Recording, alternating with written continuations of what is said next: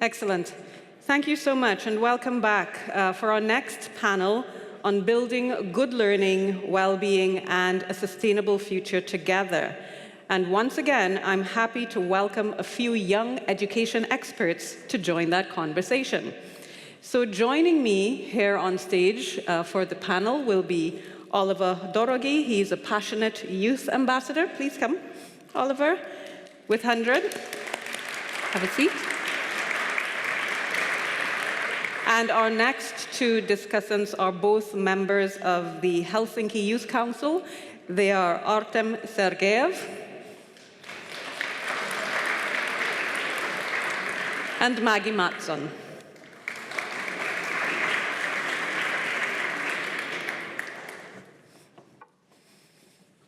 So I'm going to complain a little bit to 100 about this, but we don't have a lot of time for this panel, so we're just going to jump right in.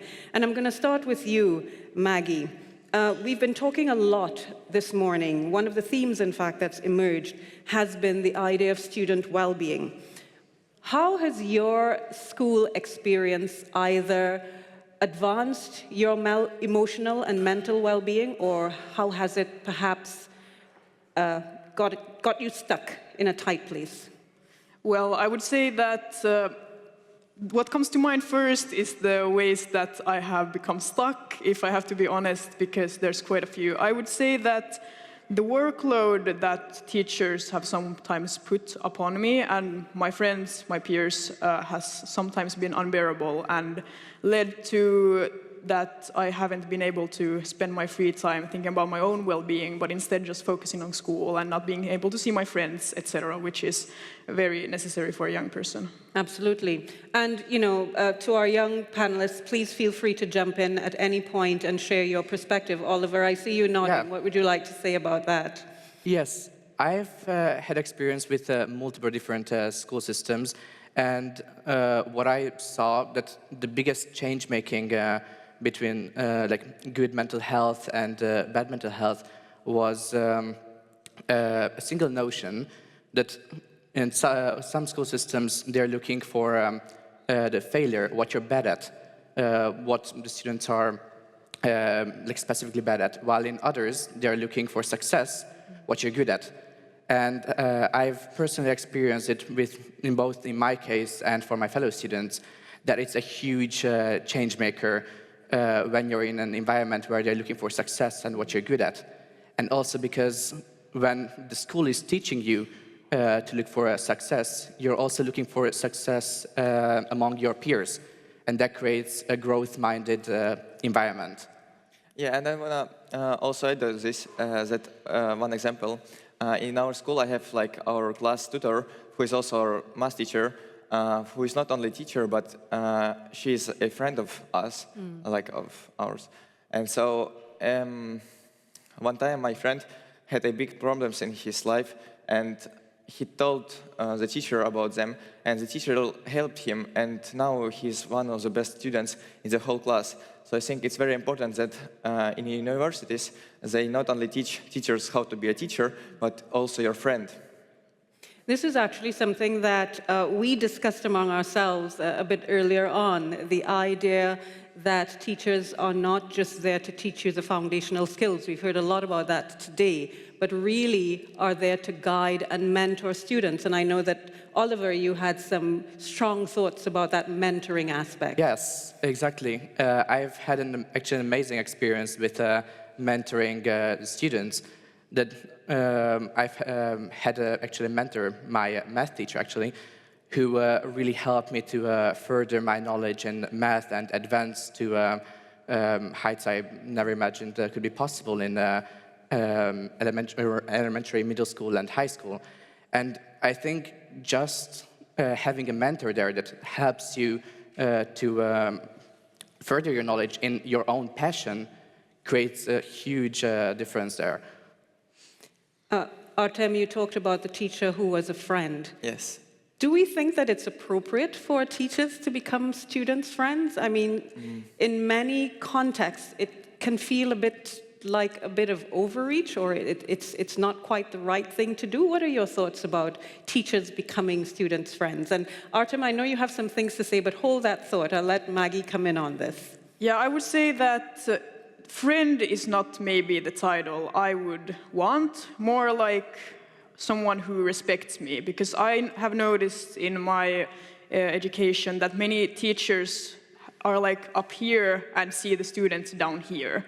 But I would like to see like a level, that the students and teachers come on the same level and can see eye to eye and respect each other, even though they're in different power situations. Exactly. So not emphasizing that power imbalance and the hierarchies that we can see in schools, but really having that level of mutual respect.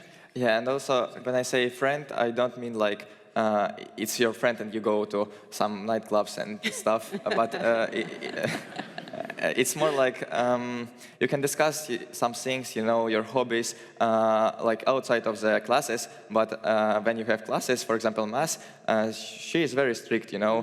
When we don't do homework or stuff, like she just like say, why are you doing nothing, and just puts bad grade, you know. So it's for me it's important that like the teacher is not friend always, but outside of the classes. I think you mean also that teachers can be approachable. We really want students to be able to feel comfortable coming to a teacher as a mentor, as someone who can guide them if they have a problem. And that's one of the things that I feel is at the core of encouraging students to share when they're having difficulties, problems, when they may need psychological support, mental health, or emotional support. It's being approachable. I know that you have another thought, but hold on to that, Oliver. I think that we need to move along and talk a little bit more about how you envision a school environment that is engaging and encouraging and inspires you to learn new things. Oliver talked about a math teacher who gave him the belief that he could really go far in terms of his attainment of mathematics. What do you think is needed so that students can be really engaged and switched on to learning? Who wants to go first here? I think Oliver has a lot of Okay. about this. Yeah. So I think a very key concept here is that right now schools are like very focused on that you should learn more, that every day you should know more material than you knew the day before or the week before. But I think we should shift to a mindset where we not only focus on that, which is very important, of course, but also focus on being more, like being a better person than you were before. Because especially in the world we live in today, and this has also been in the discussions before in previous panels, that soft skills are really important, and developing further as a person. Yeah, and also I think the way we communicate is our future. So if people can't, you know, like communicate with each other and show their emotion properly, we can't do like work together. So I think soft skills is like our future, and it's this like subject that we need to learn more in schools. Yeah, I think to secure a good environment between the student and the teacher, it's very important for the cooperation between the student and teacher. And like I mentioned before, that there isn't such a strong hierarchy, because when you see eye to eye with someone, it's a lot easier to listen to them and not feel scared, for example, and not to feel pressured to learn, which is very important. Yeah, I think that's some great points that you made, and one term that surfaced was the soft skills that you mentioned, Artem, and I feel that regardless of what area you end up working in, whether you're involved in mathematics or if you're in the arts, the soft skills, that's the glue that will help you transition from one profession to the next, from one stage of life to the next, from one country to the next, one environment to the next.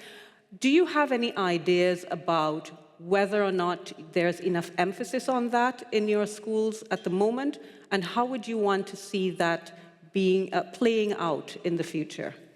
So an attention on soft skills, is there enough at the moment? I wouldn't say so, no.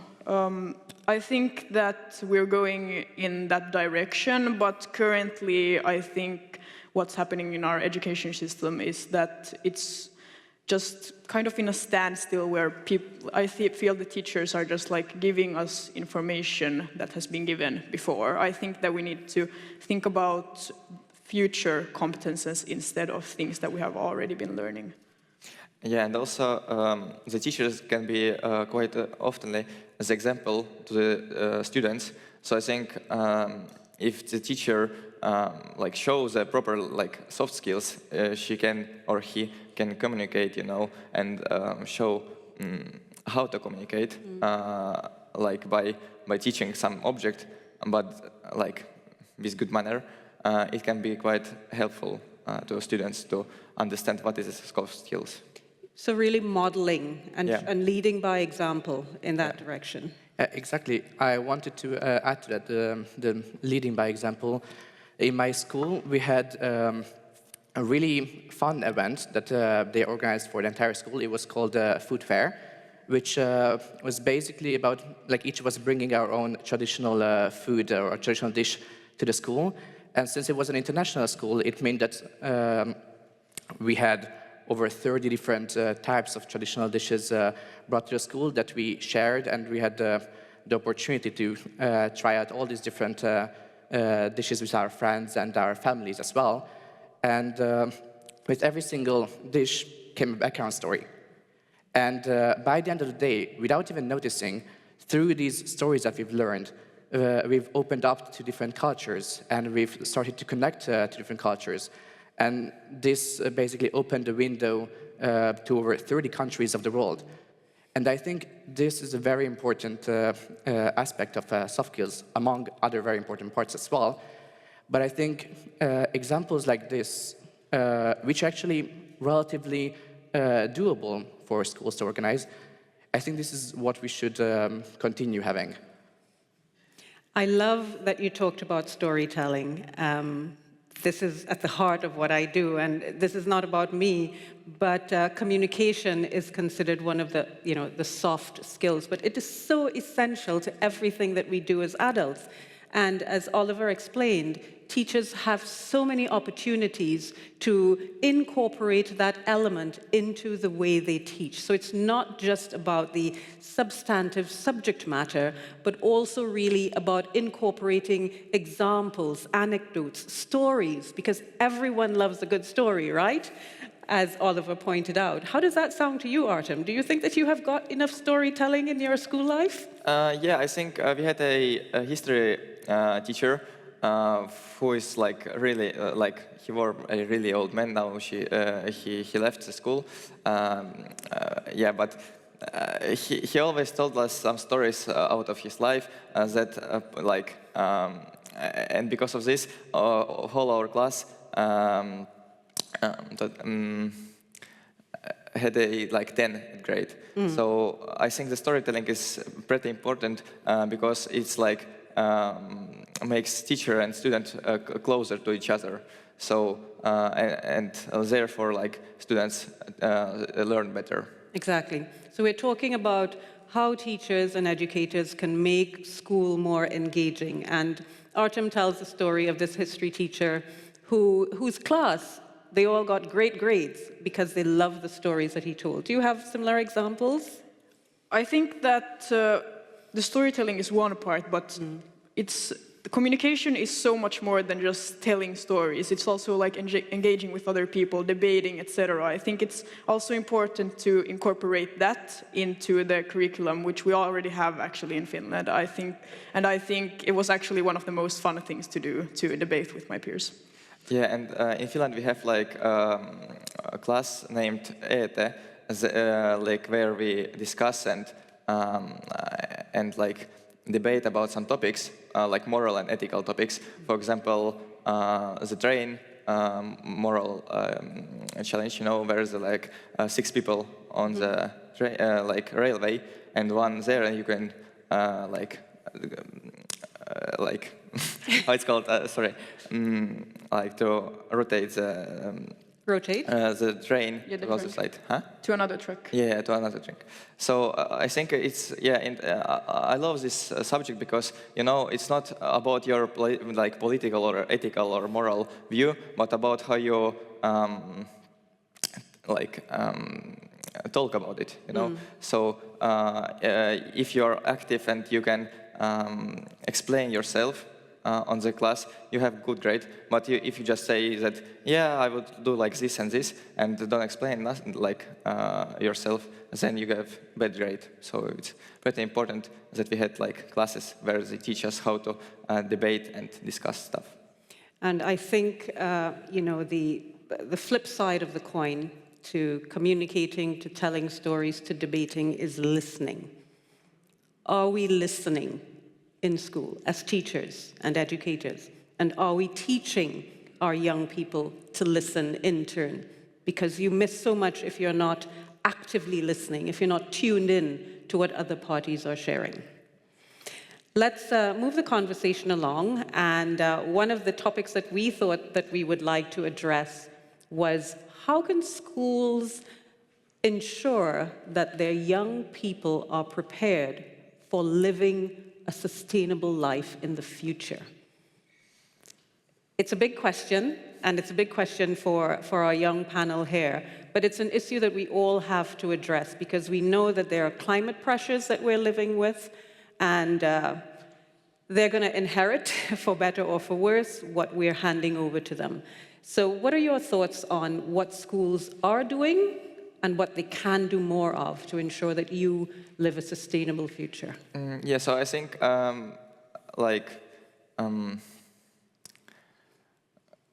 I need to a bit compress. Gather your thoughts, Maggie. Yeah, I think that schools are bringing up climate change in a way that doesn't emphasize enough how critical the situation is. I mean, yes, we're learning about how it's destroying the future and how it's destroying the present and et cetera, but I don't think they're telling us enough about how quick this change actually needs to happen, and I think that's how it is with many catastrophes and crises.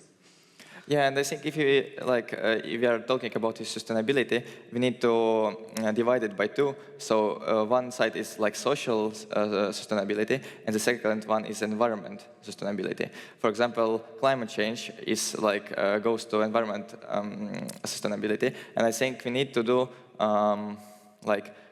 when you go to toilet and you wash your hands, it's not something you do because you get punished if you don't wash your hands, but because it's normal. And I think climate change, we need to talk about it and do things that are more normal and can improve climate change to a better side.